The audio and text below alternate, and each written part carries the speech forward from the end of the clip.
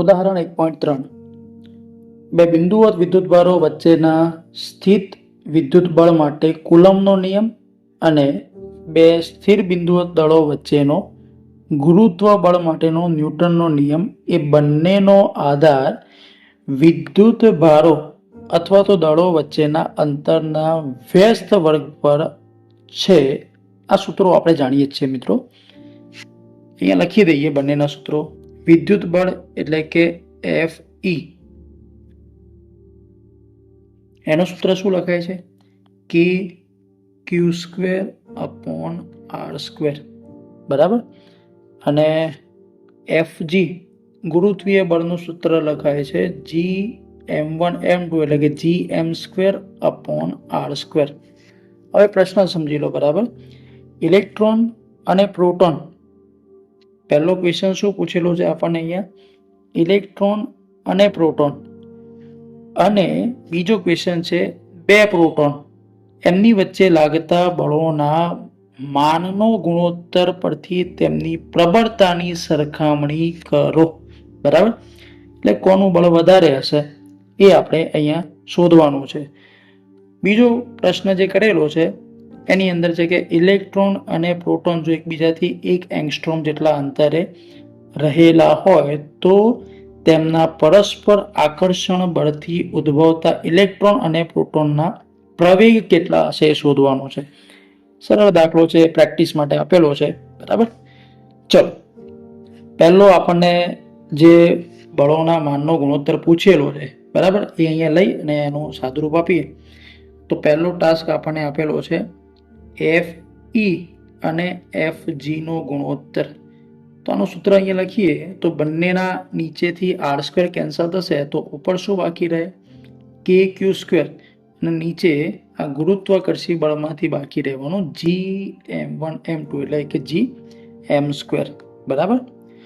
હવે જુઓ, આની અંદર પહેલો જે ક્વેશ્ચન આપણને પૂછેલો છે એ કોના માટે? ઇલેક્ટ્રોન અને પ્રોટોન. ઇલેક્ટ્રોન અને પ્રોટોન માટે. તો અહીંયા લખીએ આપણે ઇલેક્ટ્રોન અને પ્રોટોન માટે Fe/Fg નો ગુણોત્તર. ચલો, આ કેટલો થાય? તો કિંમતો મૂકીએ આપણે. Fe/Fg બરાબર, પહેલા K ની કિંમત લખીએ 9 × 10⁹. આ સૂત્રની અંદર આપણે ફોલો કરીએ અને કિંમતો લખીએ. બરાબર. ઇલેક્ટ્રોન અને પ્રોટોન બંનેનો વીજભાર સમાન હોવાથી અહીંયા 1.6 × 10⁻⁹ બંનેનો વીજભાર સમાન છે, માટે બંનેના વીજભારનો ડાયરેક્ટ વર્ગ કરીએ. છેદમાં શું લખાશે? તો G ની કિંમત આપણે જાણીએ છીએ 6.67 × 10⁻11. બરાબર. અને દ્રવ્યમાન બંનેના અલગ અલગ છે તો ઇલેક્ટ્રોનનું દ્રવ્યમાન 9.1 × 10⁻31, જ્યારે પ્રોટોનનું દ્રવ્યમાન છે 1.67 × 10⁻27. 1.67 × 10⁻27. બરાબર. હવે આનું સાદુરૂપ આપીએ તો તમને એનો ગુણોત્તર જે મળશે એ અહીંયા હું લખું ડાયરેક્ટ કે 2.3 × 10⁻39. મિત્રો, આટલો ગુણોત્તર મળશે Fe અને Fg નો. માટે આપણે લખી શકીએ કે Fe = 2.3 × 10⁻39 Fg, એટલે કે વિદ્યુતીય બળ ગુરુત્વાકર્ષી બળ કરતા આટલા ગણું પ્રબળ હશે. બરાબર. પહેલો આન્સર મળ્યો. હવે એ જ પ્રમાણે તમે શું કરવાના? ફક્ત Fe/Fg ના ગુણોત્તરમાં K ની કિંમત મૂકશો 9 × 10⁹ ગુણ્યા તમને બે પ્રોટોન માંગેલા છે અહીંયા. તો બે પ્રોટોનનો વીજભાર 1.6 × 10⁻19 સમાન છે. એ પદ એમનો એમ રહેશે, સ્ક્વેર કરી લો એનું. છેદમાં તમારે G ની કિંમત એઝ ઇટ ઇઝ 6.67 × 10⁻11. બરાબર. ગુણાકારમાં બંને પ્રોટોન હોવાથી સીધો પ્રોટોનનું દ્રવ્યમાન મૂકી 1.67 × 10⁻27 અને એનો સ્ક્વેર કરી લો અને આનું સાદુરૂપ આપશો તો તમને એની કિંમત મળશે 1.3 ગુણ્યા 10⁻36 બરાબર. યાદ રાખીશું કે આ ગુણોત્તર એકમ રહિત હશે, કારણ કે ઉપર ન્યૂટન અને નીચે ન્યૂટન હોવાથી કેન્સલ થઈ અને આ ગુણોત્તર એકમ રહિત બનશે. તો ભૂલમાં અહીંયા ન્યૂટન ના લખી દેતા. બરાબર. હવે આમાં પણ એવો જ મતલબ નીકળશે કે જ્યારે બે પ્રોટોન એકબીજાથી આ પ્રમાણે રહેલા હોય તો આના માટે પણ એવું કહી શકાય કે બે પ્રોટોન માટે એમની વચ્ચે લાગતું વિદ્યુતીય બળ એ ગુરુત્વાકર્ષી બળ કરતા 1.3 ગુણ્યા 10⁻36 ગણું અહીંયા પ્રબળ હશે. બરાબર. એટલે તમે અહીંયા જોઈ શકો છો કે બે પ્રોટોન અને એક ઇલેક્ટ્રોન અને એક પ્રોટોન હોય તો એની અંદર વિદ્યુતીય બળ શેમાં વધારે લાગે છે? તો અહીંયા ઇલેક્ટ્રોન અને પ્રોટોન વાળા કેસમાં. બરાબર. આ પ્રમાણે આપણને એક સરખામણી કરવાની અહીંયા પૂછેલી હતી, ગણતરી કરવાની હતી, પ્રેક્ટિસ માટેનો દાખલો હતો, એને આપણે એક ભાગમાં ક્લિયર કર્યું. હવે વાત કરીએ આપણે પાર્ટ બી, જે આપણને અહીંયા પૂછેલો છે કે બંનેનો પ્રવેગ કેટલો હશે જો એમની વચ્ચે 1 એંગસ્ટ્રોમ જેટલા અંતરે આકર્ષી પ્રકારનું બળ લાગતું હોય તો. બરાબર.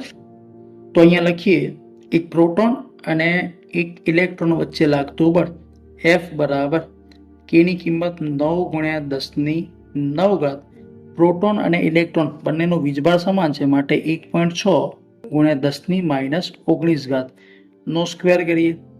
ઇલેક્ટ્રોન અને પ્રોટોનના વીજભારનું આપણે અહીંયા મૂલ્ય મૂકી દીધું, બંનેનું સમાન હોવાથી સ્ક્વેર કર્યો, અને નીચે શું આવશે? r². હવે r ની કિંમત કેટલી આપેલી છે આપણને? 1 એંગસ્ટ્રોમ, જેને આપણે 10⁻10 મીટર આપણે લખી શકીએ. બરાબર. તો આ અંતરનો અહીંયા વર્ગ કરીએ 10⁻10 નો સ્ક્વેર, તો આપણને અહીંયા જે કિંમત મળશે, યાદ રાખો આ નીચેની જે કિંમત છે 10⁻20 થશે. આની ઘાત કેટલી મળવાની? 10⁻38. બાકીનું સાદુરૂપ તમે આપી શકો તો એની જે કિંમત મળશે આપણને મિત્રો એ મળવાની 2.3 ગુણ્યા 10⁻8 ન્યૂટન. બરાબર. અહીંયા બળ શોધેલું છે તો એનો એકમ અહીંયા ન્યૂટન લખવાનો થશે. હવે આ એનું મૂલ્ય મળ્યું. હવે આપણે શું શોધવા માંગતા હતા કે ઇલેક્ટ્રોન અને પ્રોટોન એકબીજાથી 1 એંગસ્ટ્રોમ જેટલા અંતરે રહેલા હોય તો આ બંને એકબીજા તરફ આકર્ષણ બળથી ખેંચાશે. તો બંનેનો પ્રવેગ કેટલો હશે? ઇલેક્ટ્રોનનો પ્રવેગ અને પ્રોટોનનો પ્રવેગ, કેટલા પ્રવેગથી બંને અહીંયા એકબીજાની તરફ આકર્ષાવાના? તો F બરાબર m એ સૂત્ર અનુસાર આમાંથી જ્યારે પ્રવેગનું સૂત્ર લખવામાં આવશે તો આપણે શું લખી શકીએ? F/m. હવે ઇલેક્ટ્રોન માટેનો પ્રવેગ શોધવો હોય તો AE બરાબર F/ અહીંયા ઇલેક્ટ્રોનનું દ્રવ્યમાન મૂકી દઈશું, અને પ્રોટોનનો પ્રવેગ શોધવો હોય તો AP બરાબર F/mp. પ્રોટોનનું દરથી અહીંયા ભાગાકારમાં લઈશું આપણે. બળનું કેટલું મૂલ્ય મળ્યું છે આપણને અહીંયા? 2.3 ગુણ્યા 10⁻8 મૂકીએ આપણે. 2.3 ગુણ્યા 10⁻8. ઇલેક્ટ્રોનનું દ્રવ્યમાન છે 9.1 ગુણ્યા 10⁻31. આનું સાદુરૂપ તમે આપશો તો ઇલેક્ટ્રોનનું જે પ્રવેગનું મૂલ્ય મળશે એ મળવાનું 2.5 ગુણ્યા 10⁻22 મીટર પર સેકન્ડ સ્ક્વેર. એકમ આપણે જાણીએ છીએ. બરાબર. અને એ જ પ્રમાણે પ્રોટોનની તમે સાબિતી આપશો તો AP બરાબર બળ આપણું એ જ છે 2.3 ગુણ્યા 10⁻8 અને પ્રોટોનનો દળ 1.67 ગુણ્યા 10⁻27. બરાબર. અને આનું સાદુરૂપ આપતા તમને કિંમત મળશે 1.377 ગુણ્યા 10⁻19 મીટર પર સેકન્ડ સ્ક્વેર. બરાબર. તો અહીંયા તમે સ્પષ્ટ જોઈ શકો છો અને તમે જાણો છો એ પ્રમાણે ઇલેક્ટ્રોનનું દ્રવ્યમાન એ પ્રોટોનના દ્રવ્યમાન કરતાં ઘણું ઓછું છે. બરાબર. તો જે દુબળું પાતળું હોય એની દોડવાની ઝડપ વધારે હોય. તો અહીંયા સ્પષ્ટ દેખાય છે કે ઇલેક્ટ્રોનનો પ્રવેગ જે છે એ પ્રોટોનના પ્રવેગ કરતાં ઘણો વધારે દેખાય છે. આની 22 ઘાત લખાયેલી છે, જ્યારે આની ફક્ત 19 ઘાત લખાયેલી છે. તો અહીંયા જેનું દળ ઓછું હોય એનો પ્રવેગ વધારે હશે. તો આ પ્રમાણે આપણે એનો સંબંધ સમજી શકીએ. બરાબર.